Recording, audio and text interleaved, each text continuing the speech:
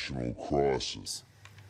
Yeah, these are the incidents we know about. New South Wales Police Commissioner Mick Fuller joins us now. Commissioner, thank you for your time. It is disgusting what we're seeing. A police officer spat on, and in that case, that person let out on bail. Are the courts keeping up with the streets here? Yeah, good morning, Carl and Ali. Look, from our perspective, I guess there's two things at hand here, Carl. One is business as usual, and there's still calls for service. Yeah. You know, there's still crimes happening, and there's still people who need police, and New South Wales Police Force is still responding to all of those. And then, of course, there's the coronavirus, Carl, and there's the criminal behaviour around that, whether that's the theft of toilet paper or, you know, a poor kid stacking a shelf at a supermarket being assaulted, right up to our law enforcement officers and our nurses being spat on by people, which, you know, it's just beyond belief, to be honest with you. Can't be an easy task at the moment, and people don't seem to be getting it though, and that's why you're having to go in where you are.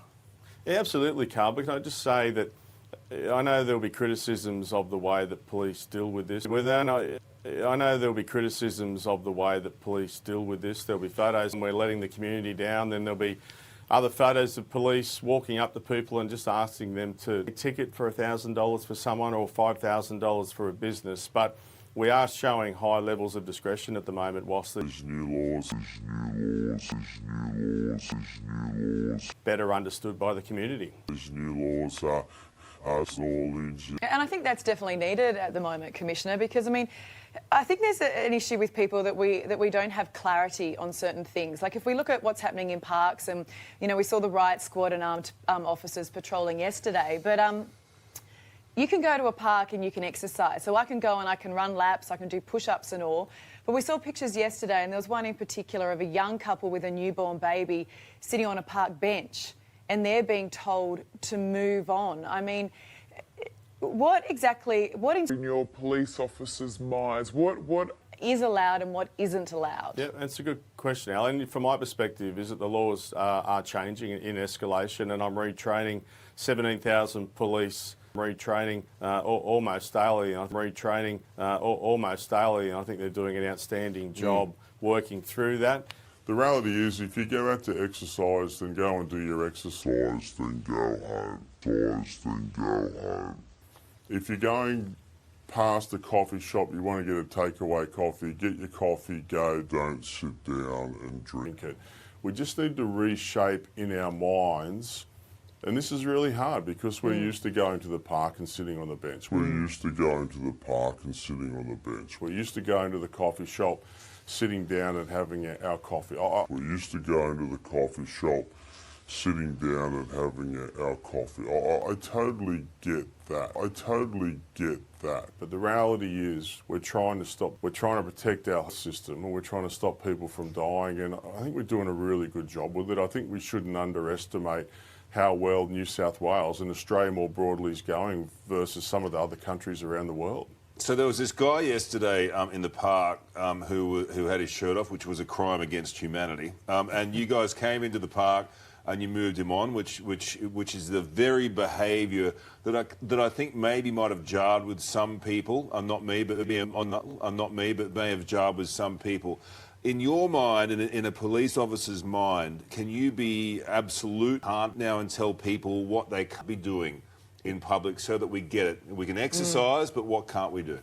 Look, Carl, from a I guess issuing a ticket perspective, if he was back today sunbaking, not exercising, then I think he deserves a ticket. But you can leave the house. If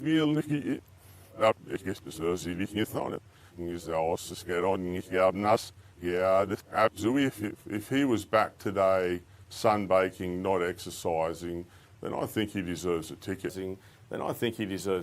But you can leave the house. I think that's so important, number one. If you need food, you can leave. If you need fuel for the car, you can leave. If there's something to do with child minding, you can leave. I mean, there's lots of things that you can leave for, but sunbaking in the park is not one of them. Going down in big groups to the beach is not one of them. I know it's Australian, Carl, and I think that's perhaps why, as you said, it may have ticked some people off. Carl, this is not forever. forever. These powers are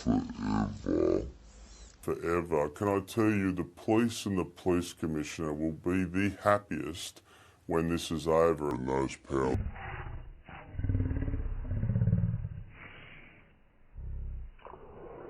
So, family, yesterday I went down to the park with the kids and I sat on the grass and let, the 1-year-old crawl around and the 3-year-old sort of run around me. Under these new rules, I'm not allowed to do that. Is that right? Well, I would back you and say the kids are exercising. But again, the problem is, I guess if everyone went down to the park without symptoms at the same time, without symptoms, it becomes a complicating factor that, do the kids have it or do you have it without symptoms? Without symptoms. And are you spreading it to someone else who comes in contact with your kids and without symptoms? I know there's a lot of without symptoms in this space, and that's why I've asked police to continue to show high levels of discretion. And if he was back today sunbaking, not exercising, then I think he deserves a ticket.